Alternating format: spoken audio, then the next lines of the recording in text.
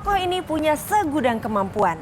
Ia bisa menulis, berakting, memainkan sejumlah alat musik, dan yang ia tekuni sejak kecil mendalang. Ia pun juga punya imajinasi khusus mengenai Republik ini meski terbilang naif. Saya Zivana Leticia, simak Satu Indonesia.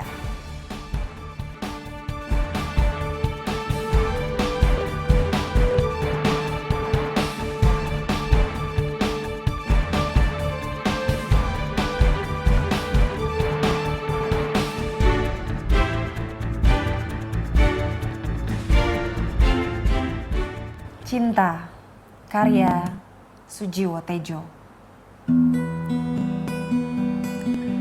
Kekasih, mengenalmu adalah kebangkitan dalam hidupku.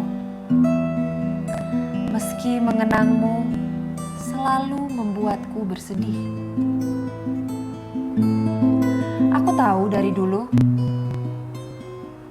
menikah adalah nasib. Mencintai adalah takdir. Kau bisa berencana menikahi siapa saja, tapi tak bisa kau rencanakan cintamu untuk siapa.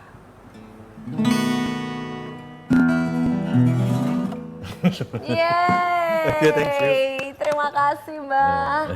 Ini puisi baru saja dibuat beberapa menit yang lalu ya Mbak, langsung jadi secantik ini. Ini saya simpen ya untuk kenang-kenangan saya. Tapi ngomong-ngomong lagi nih Mbak, kita sekarang sudah ada dalam studio.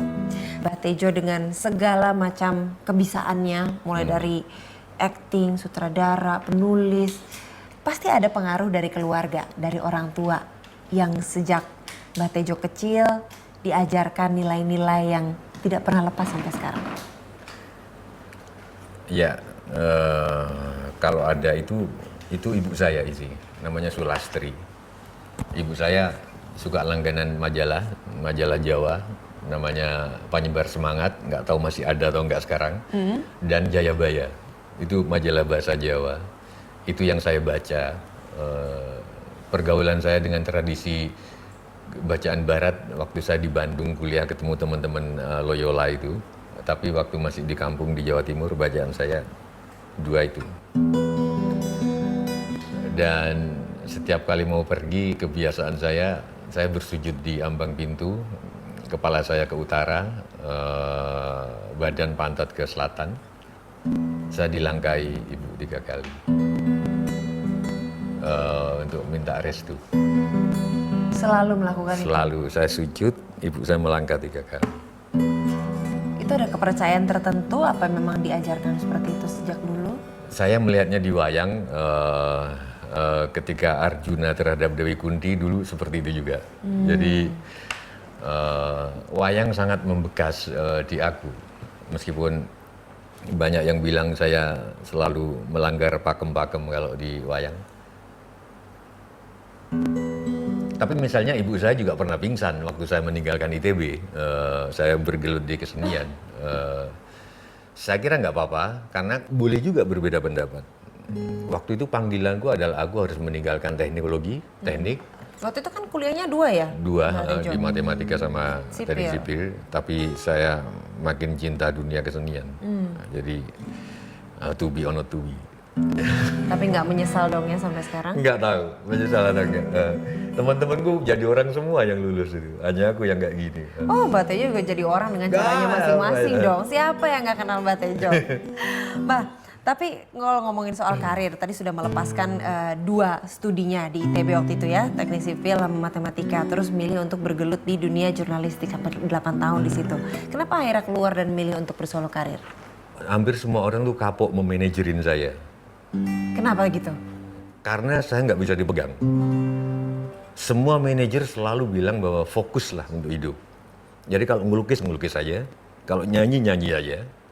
Tapi aku nggak bisa gitu. Aku Sujiwo Tejo itu yang dalang, yang ngasih ceramah, ya celelean di Twitter, yang ngawur.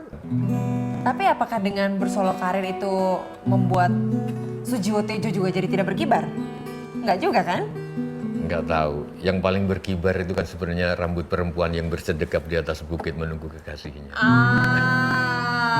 lah dengan keromantisannya. Menulis, melukis, bernyanyi, hingga mendalang. Itulah sederet bakat yang dimiliki pria bernama asli Agus Hadi Sujiwo ini. Bulan Agustus 2013, Sujiwo menggelar sebuah konser seni di Taman Ismail Marzuki, Jakarta bertajuk Maha Cinta Rahwana. Beberapa musisi ternama seperti Syaharani dan Glenn Fredly ikut ambil bagian. Tak ketinggalan, sejumlah profesional dalam dunia musik diantaranya penata lagu atau komposer andal.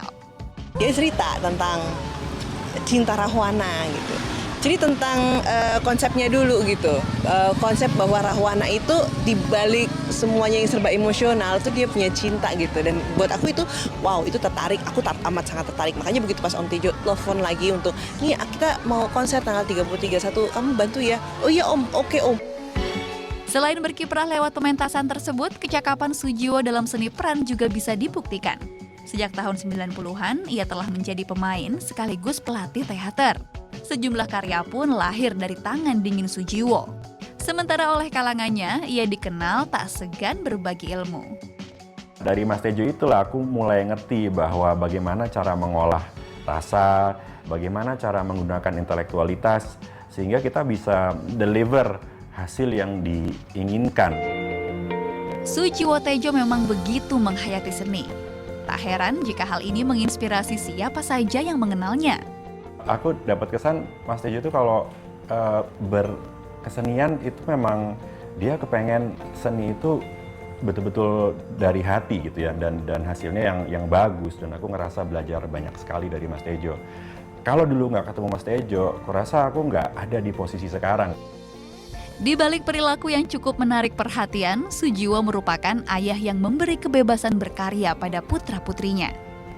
Ia tak pernah menyuruh mereka mengikuti jejaknya di dunia seni.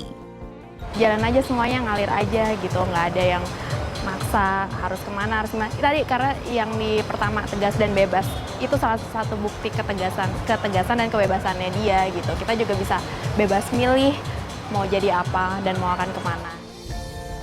Namun siapa sangka, jika Sujiwo Tejo ternyata punya ketakutan terhadap olahraga arung jeram. Kita waktu itu pernah sama-sama main arung jeram di Gua Pindul. Kenapa itu begitu mengesankan? Karena dia punya kekonyolan sendiri buat saya dan itu nyata di mata saya. Jadi dia setakut itu naik arung jeram. Dan itu kocak sih menurut saya, dengan badannya begitu, dengan gaya ngomong yang begitu, dengan jancu-jancuan terus di Twitter, ternyata dia kena air arung jeram pun takut. Bagaimanapun, keunikan dan kreativitas yang tak henti mengucur membuat sosok Sujiwo Tejo telah menyemarakan jagat seni dan budaya di tanah air. Mbak Tejo ini anak-anaknya, adakah yang memiliki passion yang sama dengan Mbak Tejo? Segitu tertariknya dengan dunia wayang, segitu tertariknya dengan budaya Indonesia, ada?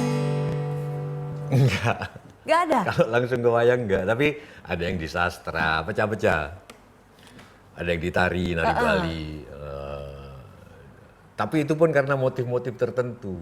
Motif apa misalnya? Ya misalkan pengen ke Perancis, pengen dapat beasiswa ke Perancis, harus bisa nari Bali, wah latihan jadi nari Bali, latihan. harus semuanya punya motif.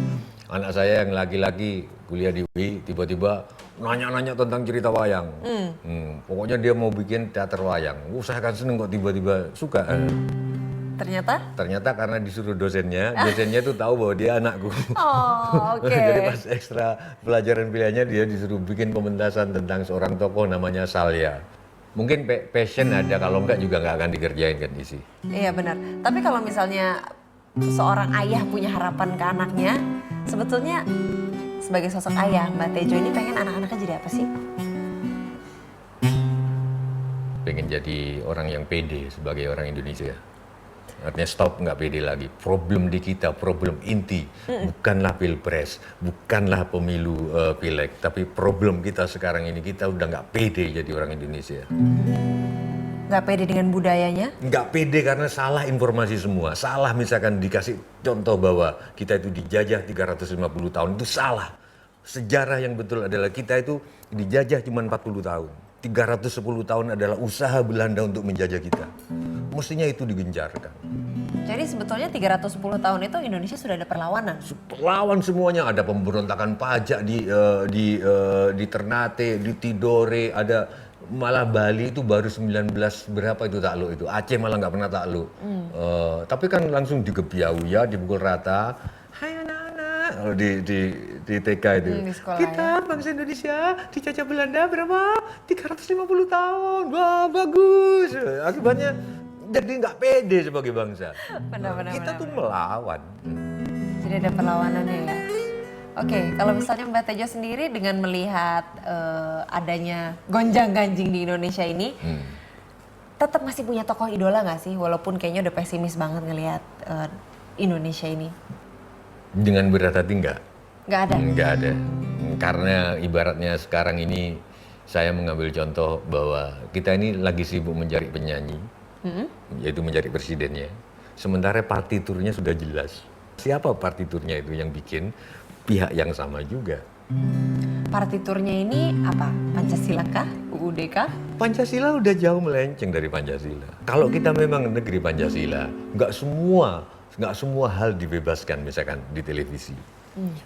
Televisi akan mengharuskan juga sebagian acara-acara lokal, begitu juga makanan, begitu juga tambang dan energi, lebih banyak minyak gas bumi dan lain sebagainya lebih banyak dikonsumsi untuk produk kita sendiri daripada diekspor. Oke, tapi kalau misalnya sosok figur perempuan pun, kalau tadi yang saya tangkap dari Mbak Tejo adalah sosok yang mengagumi perempuan dan melihat perempuan sebagai penguasa yang sungguhnya ya Mbak ya. Ada nggak figur perempuan yang dikagumi di Indonesia ini? Enggak. Nggak ada juga? Enggak ada. Tidak Ada pun yang Ibu dikagumi, Presiden? kurang ya. Saya kekaguman saya justru pada wayang, yaitu Subadra. Harusnya perempuan di Indonesia, apalagi sekarang, adalah membuat laki-laki menjadi kanak-kanak yang abadi, yaitu penuh permakluman. Kalau laki-laki menjadi kanak-kanak yang abadi, Indonesia akan hebat. Kenapa bisa begitu Mbak? Karena kanak-kanak itu nggak punya rasa takut. Tapi nanti kekanak-kanakan dong. Enggak, kekanak-kanakan nggak apa-apa dalam arti positif, nggak punya dendam. Kalau berantem karena mainan, pagi berantem, sorenya udah akrab lagi. Daripada orang dewasa dendamnya disimpan. Kalau Enak jadi gitu pusing jadi kekanak-kanakan. perempuan dong Mbak. Loh, perempuan memang kayak gitu, harus memaklumi. Seperti John Lennon. John Lennon itu teriaknya ke Yoko Ono, itu kan kekagumannya pada dia bisa memelihara kekanak-kanakan di dalam dirinya. Kalau kata orang Jogja, perempuan sekarang itu nyebahi. Nyebahi. Kalau Apa kata tuh? nyebahi itu ya nyebelin. Kalau kata orang Surabaya bencekno. Ya walaupun bencekno tapi tetap butuh perempuan kan. Oh butuh ya. Tanpa perempuan John Lennon tak akan bisa bikin Oh my love, for the first time in my life, my eyes I might John Lennon, Freddie Mercury, Airin Anwar, Rendra, Wes Rendra, Sapardi Djoko Damono nggak akan pernah bikin sajak bagus-bagus tanpa perempuan. Tanpa inspirasi dari Bagaimana Sapardi bisa bikin Aku Ingin Mencintaimu dengan sederhana, dengan isyarat yang tak sempat disampaikan awan kepada hujan yang menjadikannya tiada.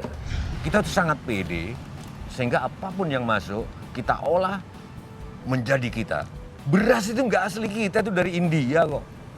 Tapi orang India ngelihat beras kaget kok bisa jadian tumpeng jadi.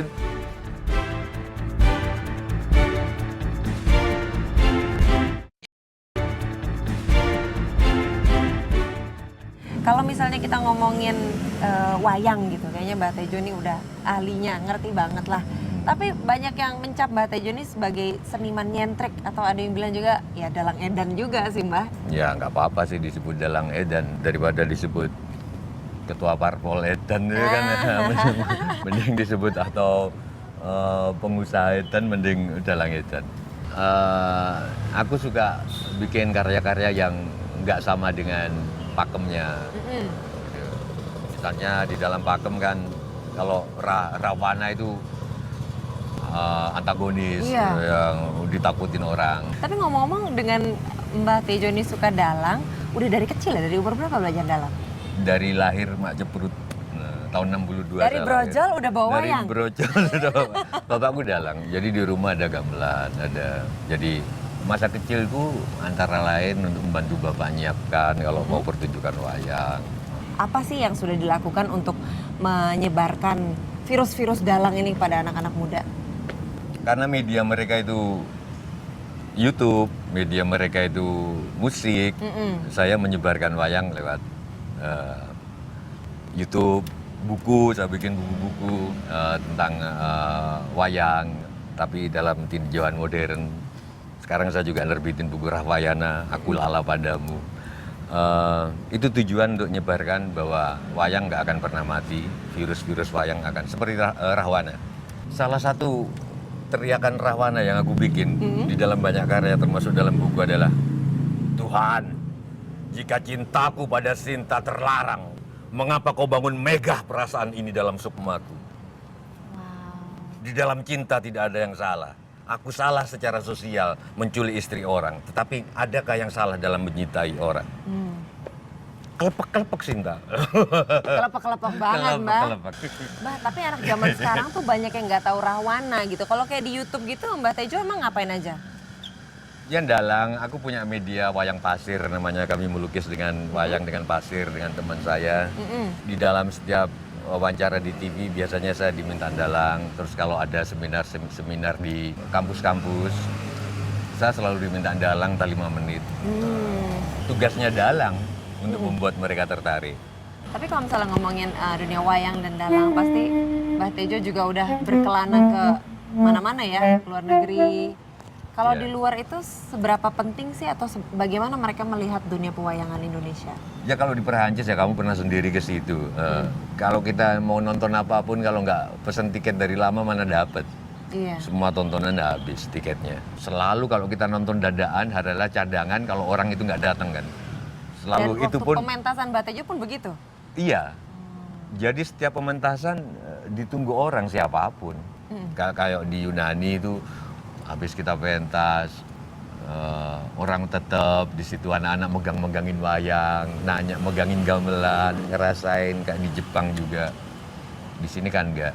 Tapi Mbak Tejo nggak kapok kan untuk tetap berkarya di Indonesia? Enggak, kalau saya kapok saya pasti nyalon jadi anggota DPR. Oh.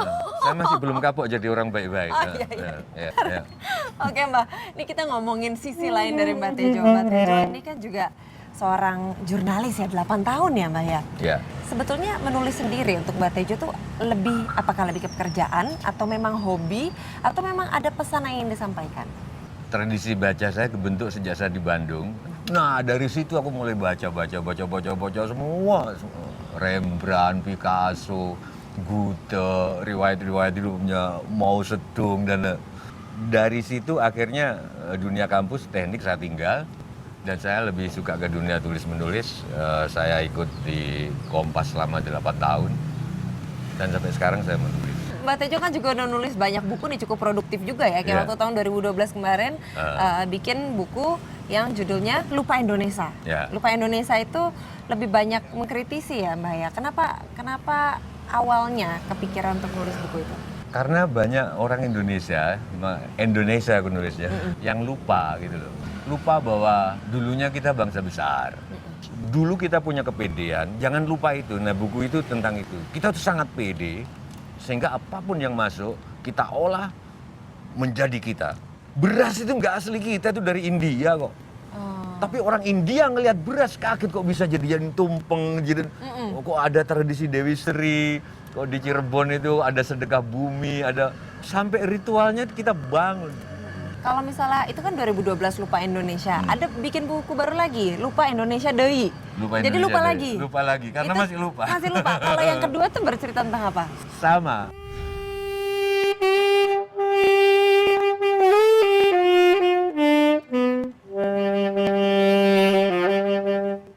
Publik mengenal Sujiwo Tejo sebagai seniman dan budayawan multitalenta. Namun, tak hanya panggung kesenian dan gelar pedalangan saja yang pernah menjadi wadah ekspresinya. Di tahun 80-an, Sujiwo sempat mengenyam pendidikan tinggi di Institut Teknologi Bandung, Jawa Barat. Tidak tanggung-tanggung, 2 jurusan eksakta diambil sekaligus. yakni matematika dan teknik sipil. Sayangnya, babak perguruan tinggi ini tidak berlangsung hingga tamat. Sujiwo lantas berkecimpung di bidang jurnalistik sebagai wartawan harian Kompas. Awalnya, ia menggawangi unit ilmu pengetahuan dan teknologi, kemudian beralih ke rubrik kebudayaan. Selama 8 tahun berkiprah, Sujiwo dikenal mantan rekannya sebagai sosok wartawan yang nyentrik dan berani. Kalau dia memang agak sedikit tampil yang ingin agak wah, tapi juga beda. Salah satunya misalkan yang paling mencolok yang kita lihat ya, dia pakai mobil Volvo besar, kayak bekas menteri, tapi di depannya itu ada keris. Ada keris dipasang di bumper depan itu, di tengah itu. Jadi itu simbol dia itu. Terus kemana-mana dia pakai udeng atau apa itu, ikat kepala itu. Ciri khas dia yang sebenarnya ingin perfect, tetapi kalau boleh dikatakan dalam bahasa orang ini sedikit kurang rendah hati, dalam pengertian dia tidak ingin dikritik gitu loh. Nah, wartawan membuat dia punya karakter seperti itu. Mungkin sekarang sudah jauh lebih berubah, tapi pada waktu itu ada kesan seperti itu. Lepas dari dunia kewartawanan, Sujiwo tetap produktif menulis. Sejak tahun 2001, tak kurang dari 10 buku telah ia hasilkan. Temanya beragam, serta memuat aneka gagasan nyeleneh. Mulai dari cinta, kemanusiaan, hingga urusan politik dan kenegaraan. Sujiwo Tejo mengajak pembaca untuk meneropong tentang realitas bangsa Indonesia secara jernih dan jujur. Dengan tulisan-tulisannya yang berbahan bakar urakan, Sujiwo Tejo mengajak bangsa Indonesia untuk menyadari tentang sesat pikir yang selama ini sudah diterima sebagai sebuah kewajaran dan kebenaran. Sujiwo Tejo itu tulisannya kaya diksi, kaya referensi. Kita tahu semua bahwa tulisan-tulisan beliau itu selalu diselipkan di situ kosmologi pewayangan karena memang basic beliau seorang dalang. Sementara akun jejaring sosial Twitter miliknya @sujiwotejo menjadi ruang ekspresi Sujiwo Tejo sehari-hari. Akun ini aktif sejak September 2010 dan telah memiliki lebih dari 600.000 followers. Yang pasti dalam berbagai tulisan lugasnya, baik dalam buku maupun dunia maya, Sujiwo kerap menyertakan seruan jancuk tanpa segan. Jancuk itu sendiri kan dialek Jawa Timuran ya, atau dialek Jawa Timur. Atau lebih spesifik Surabayan begitu ya, jadi Surabaya gitu ya. Dan tetapi pada kenyataannya oleh para seniman, oleh para sastrawan maupun para budayawan yang sudah populer kemudian mengucapkan jancuk, mengucapkan asu, dan itu menjadi semacam menjadi panutan atau pedoman begitu. Jadi orang-orang ya sudah itu terbiasa sebagai sesuatu yang mengekspresikan suatu ungkapan kekesalan atau sebel atau katakanlah sialan tadi. Ungkapan pikiran dan perasaan Sujiwo Tejo yang khas telah mewarnai arena perdebatan masyarakat Indonesia. Melihat sepak terjangnya, bukan tak mungkin jika Sujiwo akan kembali mengeluarkan unek-uneknya dengan gaya eksentrik lain.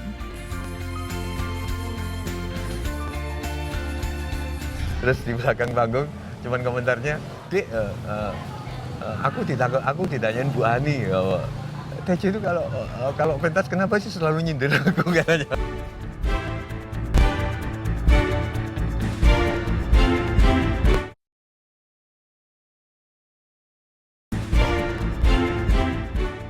Kalau kita ngomongin buku selanjutnya, Republik Jancukers. Ini cukup populer juga sih Mbak, waktu saya juga coba cari-cari reviewnya, banyak sekali yang review dengan berbagai macam opininya gitu ya. Apa ide awalnya? Ya, bikin Republik Idaman karena capek. Jadi bikin Republik... Capek hidup di sini? Capek juga. Jadi misalkan bayangan saya di Republik Jancukers itu tidak ada tawuran kalau habis nonton bola. Kenapa? Karena ya negerinya makmur Jancukers itu. Jadi sebelum tontonan bola, sebelum main ada prasmanan, ada ingkung, ada apa di sepanjang stadion itu semua makan. Wah enaknya. Ada apa lagi tuh Mbak? Tidak ada demo buruh. Karena buruh-buruh sibuk pacaran sama direksi. Kenapa direksi mau pacaran sama buruh? Karena udah bosen. Pacaran sama sosialita bosen. Orang kalau kayaknya masih nanggung, sukanya sama sosialita kan. Begitu sudah kayanya banget, tiap hari udah ketemu Megan Fox, tiap hari udah ketemu siapa? Angelina Jolie, tiap hari ketemu Paris Hilton. Lama-lama capek kan? Presidennya siapa di Republik itu? Sujiwo Tejo. Jadi dengan katanya kalau Sujiwo Tejo jadi presiden, apakah kira-kira akan ada negara seperti itu? Saya kemarin mengunjungi Mustafa Bisri, ya yang sangat dihormati di Rembang itu. Kan saya bilang, Gus, kenapa kok saya datang? Supaya hidup Gus Mus itu meningkat. Duh, kenapa? Karena selama ini cuma dikunjungin capres. Sekarang yang mengunjungi Gus Mus presiden. Wah, dari Republik Jancukers ya. Tapi ngomongin Jancukers, ada lagi ternyata buku berikutnya ya, Jiwo Jancuk. Ya. Kalau itu kayaknya kok beda banget sama buku sebelumnya. Itu Jiwo Jancuk itu kenangan-kenangan saya waktu saya kuliah di Bandung. Aku tuh naik kuliah itu sering banget gak ikut kuliah gara-gara di jalan tuh lihat cewek cantik. Mau ujian. Terus? Saya ikutin. Jadi nggak jadi ikut ujian? Nggak jadi, banyak banget gitu. Ikutin sampai kemana, Mbah? Hanya pengen tahu rumahnya. Terus kalau udah tahu rumahnya? Udah, nggak berani juga. Cuma di situ. Nggak disamperin besoknya? Nggak berani. Oh ya ampun. Tapi ngomong-ngomong nih Mbak Tejo senang banget sih menggunakan kata yang disensor itu. Jancuk itu. Yeah. Karena untuk sebagian masyarakat kan itu kata yang cukup tabu atau bahkan kasar gitu Mbak. Itu sebetulnya kan orang-orang tertentu menganggap bahwa itu kata-kata kasar, padahal itu sebutan untuk keakraban diri. Cuman nggak tahu. Tapi sekarang udah mulai, artinya Kompas sudah mau beberapa TV juga nggak disensor, kecuali waktu Bu Risma marah-marah karena Taman Bungkul hancur, berantakan. Tamanku, aku ngerawat 10 tahun, gitu. Bu Risma kan gitu kan. Gitu. Jadi kalau menurut Mbak Tejo pokoknya kata-kata itu sebetulnya tidak untuk ditujukan pada personal atau apa gitu ya? Sebetulnya saya mau menjelaskan ke teman-teman, itu ungkapan keakraban. Saya misalkan lagi nggak punya duit, mau pinjam DC, Des aku pinjam duit. Itu kalau di Jawa Timur biasanya, Des aku Jancuk, aku lagi nggak punya duit, mau pinjemin. DC bisa jawab, Jancuk, kenapa nggak kemarin-kemarin udah habis untuk nonton K-pop gitu-gitu. Iya. Saya mau ngebahas mengenai dunia aktingnya Mbak Tejo nih. Mbak Tejo udah aktif ngajar teater sejak tahun berapa sih Mbak? Sejak 90-an ya 90-an. Di Exotica Karma Wibangga ini, di Eki Dance Company. Dari dulu waktu awal ngajar, apa sih yang selalu diterapkan ke murid-murid Mbak Tejo sampai detik ini? Yang saya terapkan adalah bahwa pembagian tragedi dan komedi itu pembagian orang barat dan itu pembagian yang kuno. Faktanya tragedi dan komedi berjalan serempak. Itu yang membuat Mbak Tejo cinta sekali dengan dunia teater ya? Ya, terus Semar ngajarin nggak ada tragedi dan komedi, makanya sosok Semar itu dia tua sekaligus muda, selalu kontras. Dia senyum tapi menangis. Dia jongkok sekaligus berdiri. Orang nggak tahu ketika Semar orang nggak tahu dia ketawa apa menangis. Iya. Nah, itu yang saya ajarkan ke bagaimana acting kontras. Itu yang saya tekankan di teater. Oke, ini ngomongin tentang pementasan dan teater. Pada suatu waktu Mbak Tejo pernah mementaskan satu teater komedi. Mbak Tejo berperan sebagai Ani. Yang ini menyindir ibu negara. Betul begitu? Gimana ceritanya Mbak?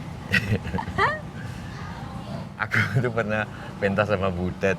Terus ketemu sama salah satu petinggi perempuan. Salah satu petinggi Partai Demokrat. Sebut saja namanya. Bu Melani. Bu Melani, oke. Terus di belakang panggung, cuman komentarnya, Dek, aku ditanyain Bu Ani, Tejo itu kalau pentas kenapa sih selalu nyindir aku? Katanya, aku enggak, ya aku seneng aja. Pasti menjadi ibu negara di kita itu kan berat. Kalau ibu negara Jancukers lebih gampang. Ibu negara Jancukers itu kan Rosiana Silalahi. Oke. Udah dia pokoknya Presiden Jancukers itu saya, ibu negaranya Rosiana Silalahi. Nggak ada beban. Tapi kalau ibu negara Republik Indonesia pasti bebannya banyak karena semua orang menyangka, betul nggaknya kita nggak tahu bahwa kekuasaan real sebetulnya ada di tangan perempuan. Berarti bener dong ya kalau ada peribahasa, laki-laki itu ibarat kepala tapi perempuan itu lehernya. Nah iya, kepala yang tanpa bisa aja. Nengok tanpa leher. Nah, makanya aku selalu mention Bu Ani. Karena kita punya tradisi bahwa yang namanya penguasa sejati adalah perempuan. Nah.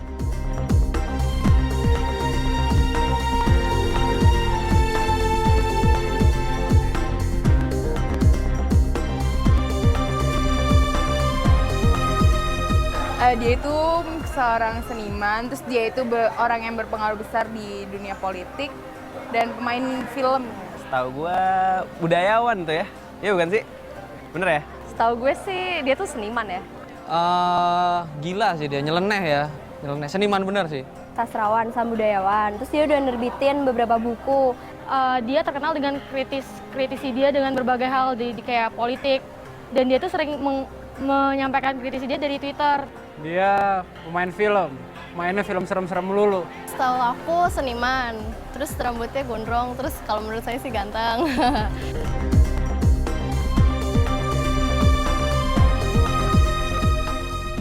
Orangnya unik banget.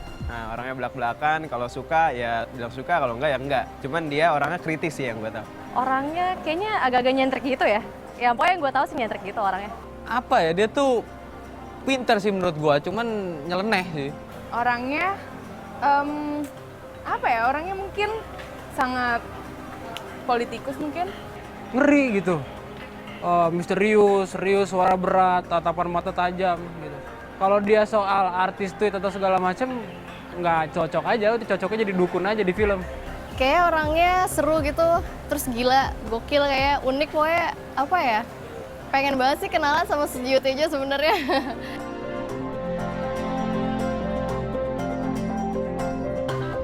Jo, kamu pilih gunung yang kelihatannya mengerikan, tapi di balik gunungnya nggak mengerikan, atau mau pilih gunung yang kelihatannya nggak mengerikan, tapi di baliknya mengerikan?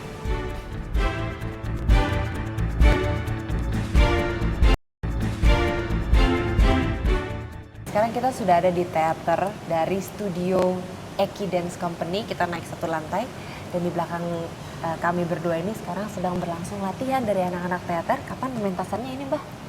Ya, itu latihan rutin. Latihan rutinnya. Oke, nggak apa-apa ya, kita sambil ngobrol di sini aja. Mbak Tejo, tadi kan kita udah ngobrolin banyak hal di bawah. Sekarang saya lebih pengen tanya-tanya mengenai Mbak Tejo dan pandangan Mbak Tejo mengenai dunia politik Indonesia lah. Tapi sebelumnya Mbak Tejo sendiri percaya nggak sih sama ramalan-ramalan seperti ramalan Jayabaya yang dulu memprediksi Indonesia akan begini, Indonesia akan begitu?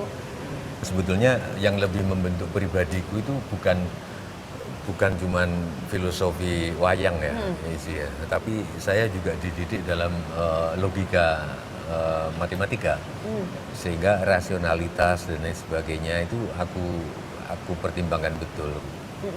Seperti ramalan Joyoboyo yang diterjemahkan sama Ronggo Warsito, yang diaksentuasi oleh Ronggo Warsito, bahwa sekarang itu zamannya kala tida, kala bendu, dan kala suba.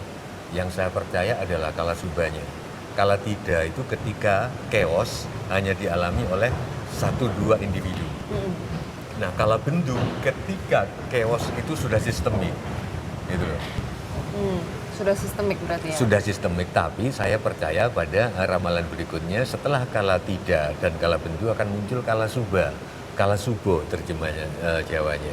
Artinya? Itu akan keadaan yang kembali kepada kesejahteraan, kemakmuran.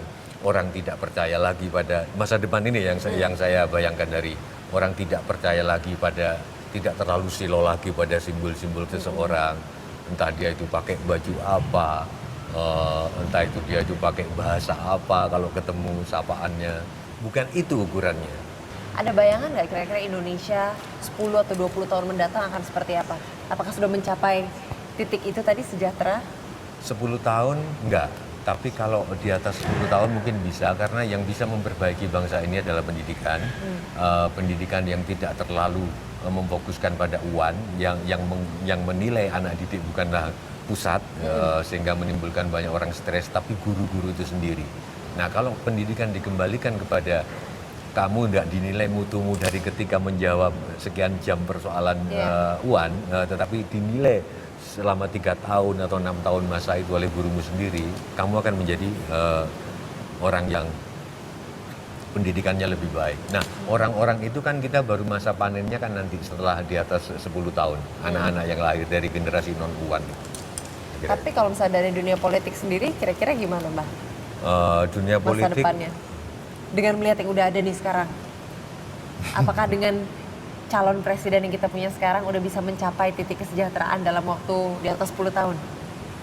Saya cuma mau ngomong, jadi kalau Rutherford itu sekarang hidup, mungkin juga bingung sebagai ahli atom, bagaimana atom berkumpul-kumpul menjadi molekul yang disebut koalisi, itu membingungkan. Sekarang soan ke Mbak Mega, besok bisa jadinya sama Mas Prabowo. Sekarang soan ke Mas Prabowo, besok bisa ke Mbak Mega. Sekarang ada satu partai yang tiba-tiba terpecah, satunya mendukung Mbak Mega, satunya mendukung unpredictable ya Mbak. Unpredictable, sehingga ahli kimia pun sekarang akan bingung melihat koalisi.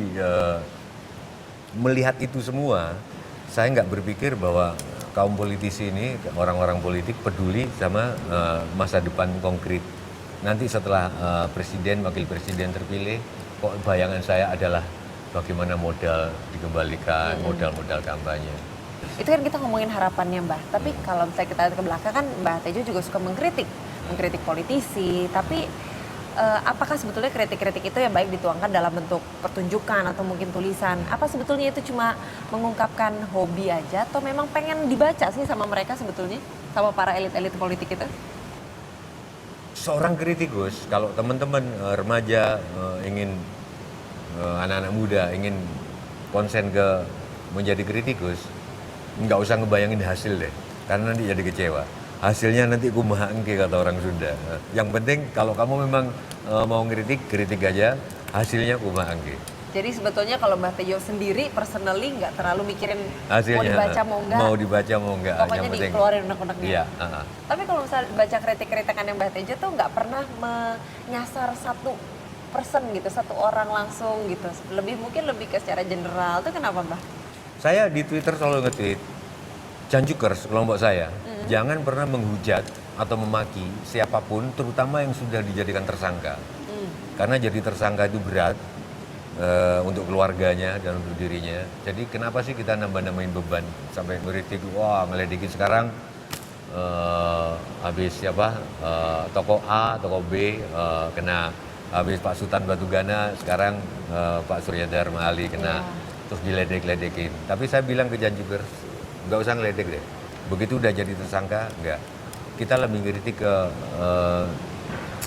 sistem, lebih ngeritik ke... Lebih yang skalanya lebih besar aja. Lebih skalanya lebih besar. Nah, dan banyak orang yang ngeritik rakyat juga. Kenapa kok mau kalau pemilu itu dikasih amplop segini, diterima, dikasih oleh partai B segini, diterima. Ada yang sampai ngumpulin 1,5 juta. Nah, aku bilang, kenapa sih harus ngeritik rakyat? Kapan lagi mereka happy?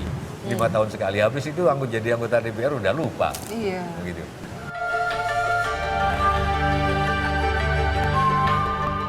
Buku Republik Janjukers menyentil keadaan di ranah Nusantara lewat hal-hal imajinatif.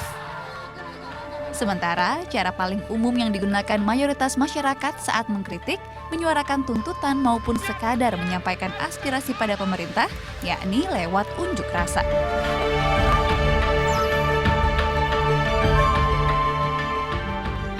Meski demikian, ada cara menyentil lain tanpa harus turun ke jalan. Seperti yang dilakukan Beni Rahmadi, kartunis salah satu media cetak nasional. Beni kerap menyindir penguasa melalui karya goresan tangan. Sejak pertengahan 90-an hingga kini, 13 buku komik bermuatan sindiran untuk pemerintah telah ia telurkan. Komik atau kartun opini atau kartun editorial itu pada umumnya berefek buat yang disinggung ya. Mungkin dia marah, bisa jadi senyum-senyum kecut, atau mungkin dia malah tertawakan dirinya sendiri. Beda dengan kritik yang direct langsung marah-marah gitu. Mungkin orang yang dikritik bisa juga berefek jadi ikut marah.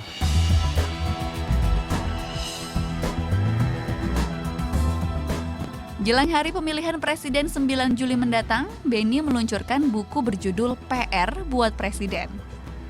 Dengan dikemas secara jenaka, buku ini mengulas tugas-tugas untuk presiden baru. Jadi di buku PR buat Presiden ini tertuang berbagai macam persoalan bangsa dari tahun ke tahun, dari presiden ke presiden, dari berbagai era yang sampai sekarang belum juga terpecahkan atau selesai. Jadi seperti masalah korupsi itu tetap dari tahun ke tahun, masalah nilai tukar rupiah itu tetap dari tahun ke tahun, dari presiden berganti berapa kali juga itu aja, soal apa, kekerasan, soal ekonomi seperti harga pangan, sembako dan sebagainya itu tetap persoalan yang tidak pernah selesai sampai sekarang.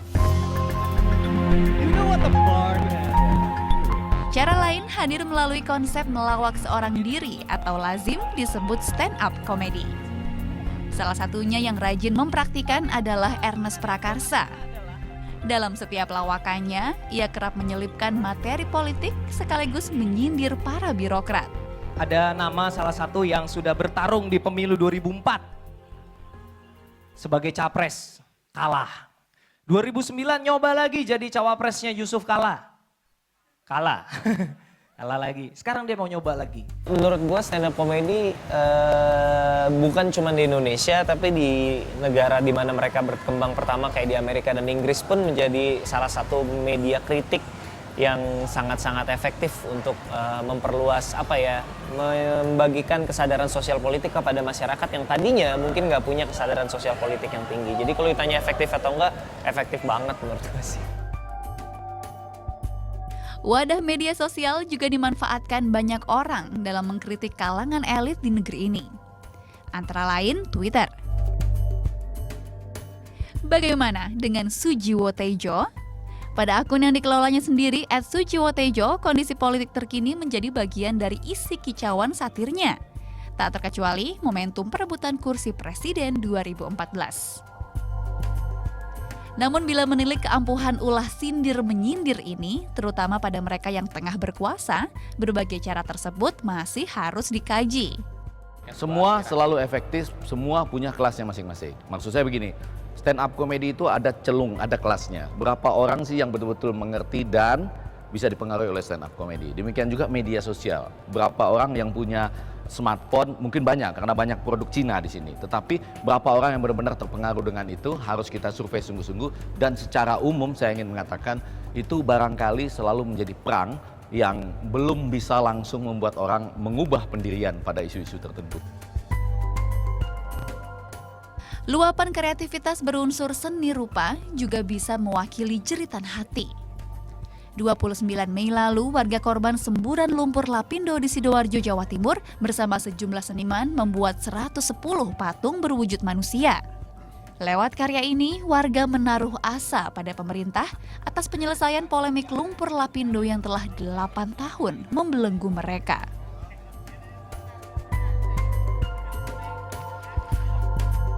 Tadi saya jadi ingat kalau misalnya di bukunya Mbah Tejo yang Republik Jan Cukers kan Mbah Tejo jadi presiden di situ. Iya. Kalau misalnya kita berandai-andai Mbah Tejo sekarang duduk di kursi pemerintahan, kira-kira Mbah Tejo akan ngapain? Kalau jadi apa di sini? Boleh jadi apa aja. Presiden boleh. Aku kalau jadi DPR menteri, boleh, aku pengen menteri jadi boleh. menteri pemberdayaan laki-laki. Pemberdayaan laki-laki, kenapa Mbah? Kantornya harus berseberangan dengan pemberdayaan perempuan. Kenapa? Karena bisa ngecengin terus? Bukan, laki-laki juga harus diberdayakan supaya fair. Sekarang sudah ada Komnas Perempuan, tapi Iya. Komnas laki-laki nggak ada. Kalau kita nikah, kamu aku tempeleng, ya, kamu bisa lapor Komnas HAM, Iya. ADRT. Tapi kalau kamu nempeleng aku lapor siapa? Nggak fair loh. Gitu. Oke, itu dari kalau misalnya duduk di pemerintahan. Ya. Kalau misalnya kita sekarang ngomongin pemerintahan dan pewayangan nih, Mbak Tejo lagi pengen wayang. Misalnya sekarang calon-calon presiden kita ada Prabowo dan Jokowi dengan pasangannya masing-masing. Cocoknya dilambangkan sebagai sosok pewayangan siapa kira-kira? Susah ya isi kalau melambangkan karena wayang itu kan sebenarnya bukan dunia real. Kayak ini namanya Krishna. Krishna ini apakah kita bayangkan karena lemah lembut? Apakah kita bayangkan seperti Jokowi? Juga susah, karena Krishna itu tahu sebelum kejadian. Kalau saya pikir siapapun yang jadi presidennya, kita berpalinglah kepada ajaran-ajaran di wayang. Yaitu pemimpin itu 8 anasir, 8 unsur. Apa itu?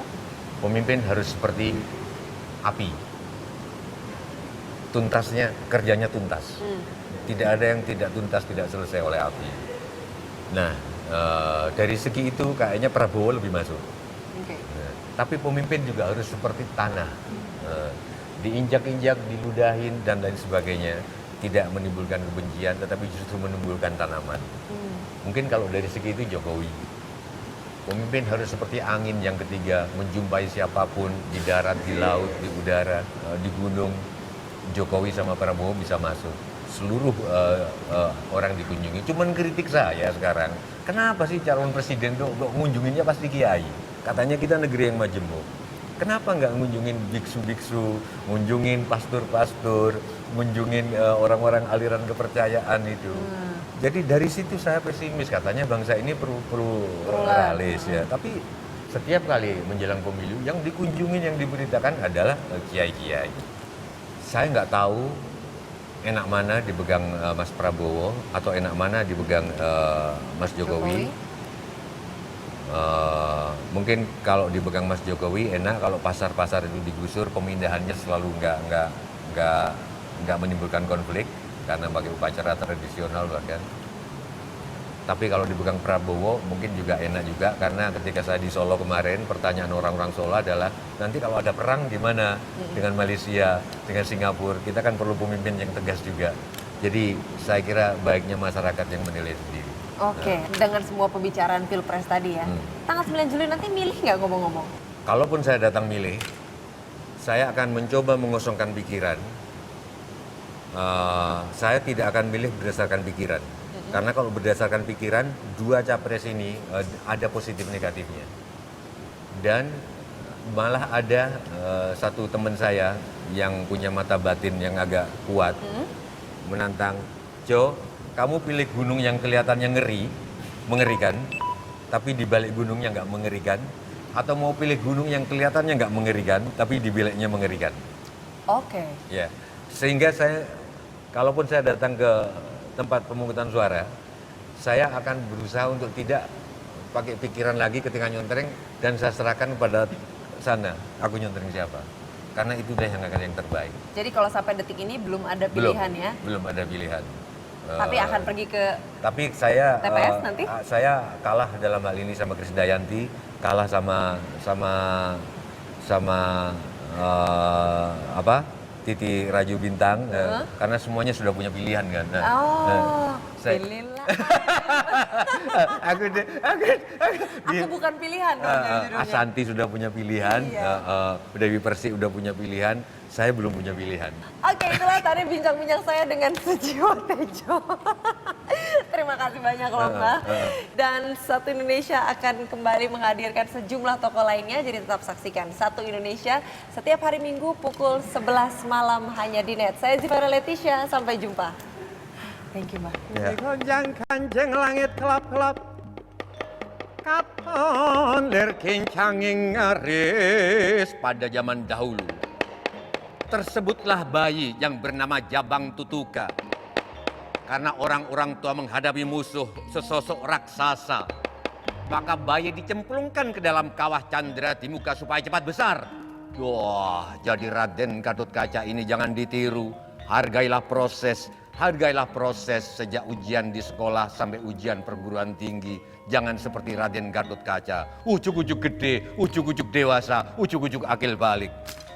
Raksasa diminta oleh Batara Guru kepada Kresna. Kresna, kaulun nuwun, kamu suruh si Gatotkaca itu untuk membunuh Angkara Murka. Angkara Murka tugas yang jauh lebih berat dari yang dihadapi oleh Mas Jokowi dan Mas Prabowo. Kasinggihan tahu, bertempurlah dengan raksasa itu.